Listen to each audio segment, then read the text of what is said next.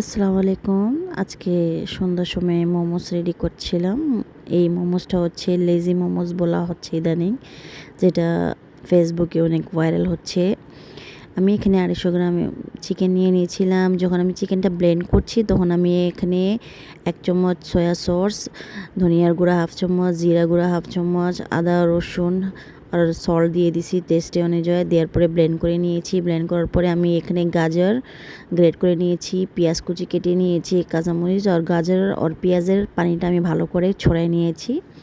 পরে আমি চিকেনের মধ্যে গাজর, পেঁয়াজ, কাঁচামরিচ ভালো করে মিক্স করে চিকেনটা আমি 10 মিনিটের জন্য রেস্টে রেখে দিয়েছিলাম। পরে বের করে বল বল বানিয়ে ফেলছি। চিকেনে বল বানানোর পরে আবার ফ্রিজে রেখে দিয়েছিলাম 20 মিনিটের জন্য।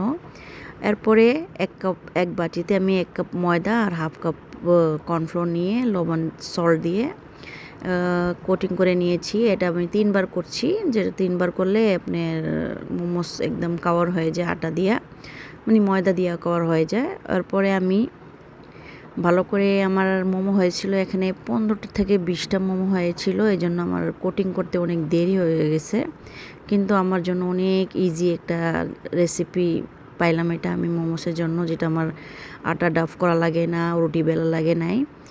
পরে আমার সব মোমোস রেডি করে রাখার পরে আমি চুলার উপরে গরম পানি বসাই দিয়েছি। আর এক জায়গায় আমি চিলি সস রেডি করছি। চিলি সসের জন্য আমি এখানে রসুন কুচি, পেঁয়াজ কুচি আর তিল আর চিলি ফ্লেক্স, ধনিয়া পাতা আর 1/2 চামচ কাশ্মীরি লাল মির্চ, 1/2 চামচ পেপার আর সল্ট টেস্ট অনুযায়ী আর একটু চিনি দিয়ে আমি অয়েলটা গরম করে এই চিলি অয়েলের মধ্যে ঢেলে দিয়েছি।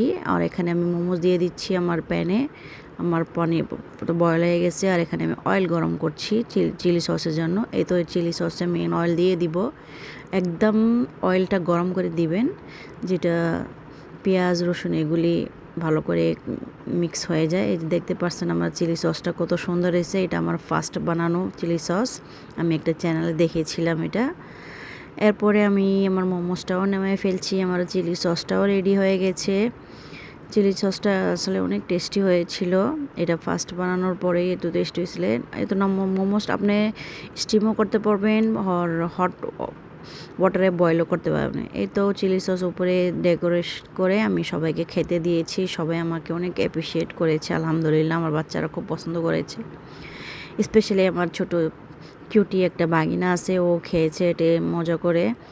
এই আমরা সবাই মিলে খেয়ে মজা করছি, আলহামদুলিল্লাহ। এটাই ছিল আজকে লেজি মোমোস রেসিপি। আল্লাহ হাফিজ।